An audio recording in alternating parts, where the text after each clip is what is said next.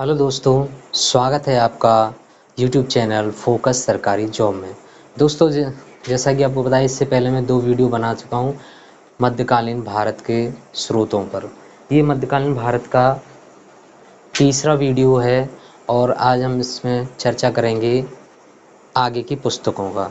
तो देखिए, ये मैंने 4 पुस्तकें करा दी थी 4 पुस्तकें करा दी थी, उसमें से ये 5वीं पुस्तक है और ये छठी।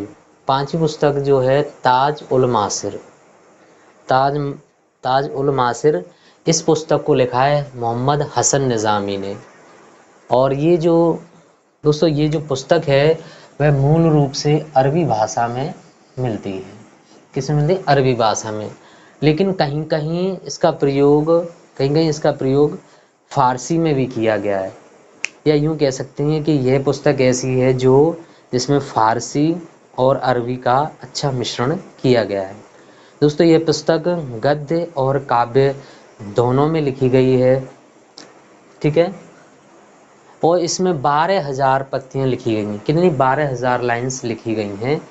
किस पुस्तक में? इस पुस्तक का नाम है ताज उल मासिर। ताज उल मासिर को लिखा किसने? हसन निज़ामी ने लिखा है, मोहम्मद हसन निज़ामी ने। ये कौन थे? ये खुरासान के निशापुर के निवासी हैं। यह मंगोल जब आक्रमण हुआ तो वहाँ से भागकर भारत आए हुए थे। उन्होंने ऐबक के अधीन नौकरी करी थी, ऐबक के अधीन नौकरी की, और फिर ऐबक की आज्ञा से ही इन्होंने इस पुस्तक को लिखना प्रारंभ किया, जिसका नाम था ताज उल मासिर। परंतु दोस्तों, प्रारंभ तो किया था, लेकिन ऐबक के समय में ये पुस्तक उसको पूरी नहीं कर पाए, तो इल्तुतमिश के समय में इस पुस्तक को पूर्ण किया, ठीक है। एलियट और डायसन इन्होंने इसी पुस्तक को इंग्लिश में अनुवाद किया था, यानी अंग्रेजी में अनुवाद किया था। तो प्रश्न आता है कि जो ताज उल मासिर पुस्तक है उसका अंग्रेजी में अनुवाद किसने किया था? फिर आपको ऑप्शन दिए होंगे, तो किसने किया था? ये किया था आपके एलियट और डायसन। मैं बार बार 2-3 चीज़ों को इसलिए रिपीट करता हूँ कि जिससे आप सुने और बोर्ड पर देख रहे हैं और मैं बोल रहा हूँ सुन रहे हैं, ठीक है। तो इससे आपकी, और अगर नोट्स बनाएंगे लिखेंगे तो ज़्यादा से ज़्यादा इंद्रियों का अगर आप प्रयोग करेंगे तो आपको वो ज़्यादा समय के लिए चीज़ें याद रहेंगी।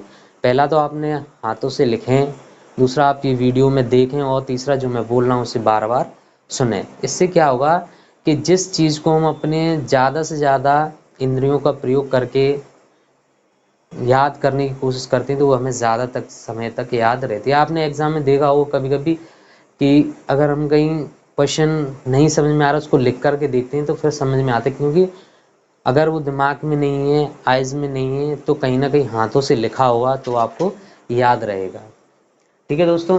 ये हमने बताया पुस्तक का नाम ताज उल मासिर, और इसके लेखक हैं मोहम्मद हसन निज़ामी, और ये मूल रूप से अरबी भाषा में लिखी थी, और इसका कहीं कहीं पे फारसी में भी प्रयोग मिलता है। ये अरबी और फारसी का बहुत अच्छा मिश्रण है।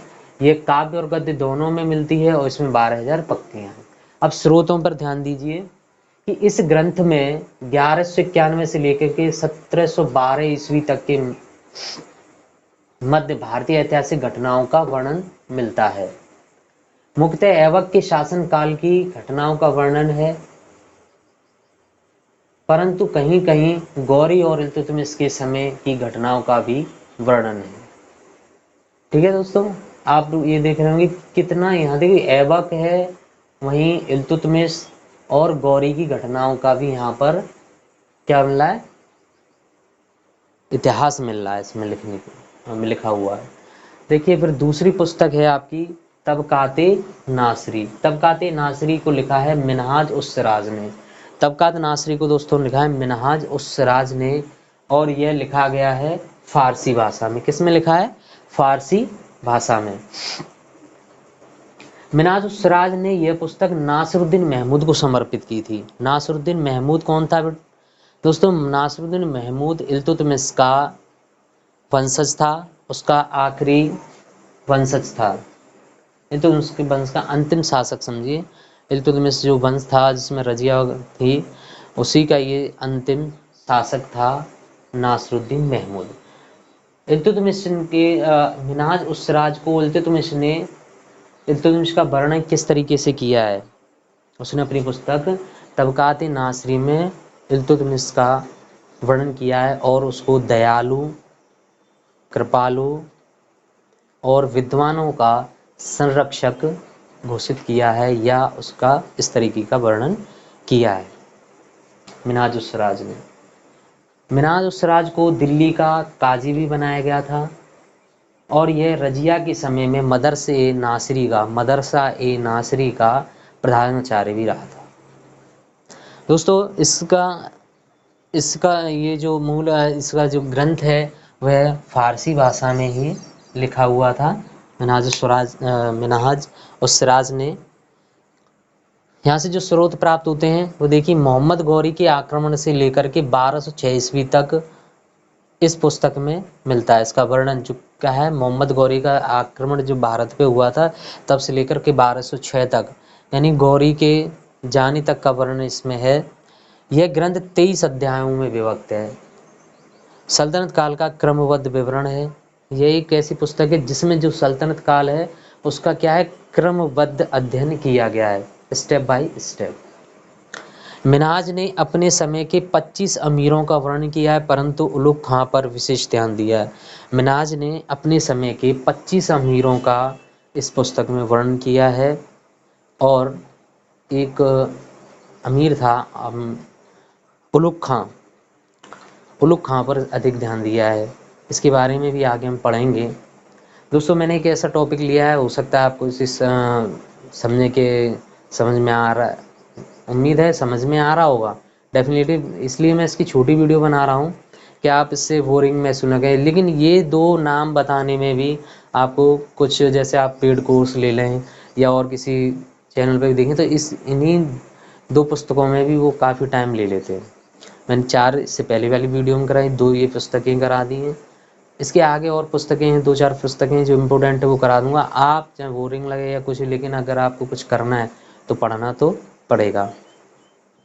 दोस्तों जैसा कि आप जानते हैं कि तैयारी तो करनी होगी। तैयारी जब सचिन को दुनिया लांछन लगाती थी कि अब ये नहीं खेल पाएगा, अब तो इसका काम हो गया, बूढ़ा हो गया, ये हो गया, बहुत तरीके की, लेकिन तब भी सर्दियों में रात को 3 बजे उठ करके सचिन तेंदुलकर तैयारी करते थे। तो और अब उसका जवाब बल्लों से और छक्कों से देते थे। तो तैयारी वो उस टाइम अगर सोचते कि सर्दी लग रही है, बोर फील हो रहा है, तो वो कुछ नहीं कर पाते। मैंने यूट्यूब पे देखा इस तरीके का कंटेंट नहीं है इसलिए, और यहाँ से प्रश्न आते ही आते हैं, इसलिए मैं आपको ये वीडियो बना रहा हूँ। मुझे बहुत ज़्यादा व्यू की ज़रूरत नहीं है, मुझे ज़रूरत है कि आप लोग इसे देखें, कम से कम कुछ ऐसा कंटेंट तो हो जो आपके एग्ज़ाम में आए। या फिर कुछ लोग ऐसी वीडियो बना लेते हैं कि बस केवल उसको जो हर यूट्यूब चैनल पे या हर जगह मिल जाएगी वो चीज़ें बना देंगे, क्योंकि वो चाहते हैं कि उनकी ऑडियंस बोर फील ना करे, चाहे वो पास हो या ना हो। लेकिन मैं चाहता हूँ कि आप पास हों, इसलिए वह मुझे इस कंटेंट पे पूरा भरोसा है। और ये आपके एग्ज़ामों में आप पुराने क्वेश्चन आंसर लगा के देख लीजिए, आपके बहुत सारे एग्ज़ामों में यहाँ से प्रश्न आते हैं। कुछ नहीं तो इस पुस्तकों का नाम पूछ लेते हैं, कभी ये पूछ लेते हैं कि किस भाषा में लिखी है या किस में अनुवाद किया गया है, ये पूछ लेते हैं अंग्रेजी में अनुवाद किसने किया है। या फिर मिन्हाज उस सिराज से पूछ लेंगे कि ये पुस्तक किसको, मिन्हाज उस सिराज की पुस्तक तबकात नासरी किस को समर्पित है, तो आपको बताना होगा नासिरुद्दीन महमूद को समर्पित है। उसमें ऑप्शन दिया हुआ, इल्तुतमिश दिया हुआ, ऐबक दिया हुआ। अगर आप कंफ्यूज में रह गए तो फिर गलत हो जाए कुछ नहीं, इसलिए आप इसको अच्छे से कीजिए जिससे कोई कन्फ्यूजन ना रहे।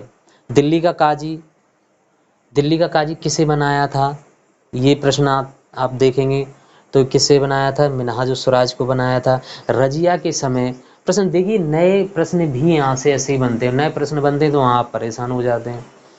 ठीक है, नए प्रश्न में ये पूछ सकता है रजिया के समय मदरसा नासिरी का प्रधान कौन था। ठीक है, जो इम्पोर्टेंट हो सकते हैं वो सारी चीज़ें मैं यहाँ पर नोट कर रहा हूँ। आप स्क्रीनशॉट लेना चाहें तो ले लीजिए, मैं साइड होता हूँ और इसको नोट्स बना लीजिए।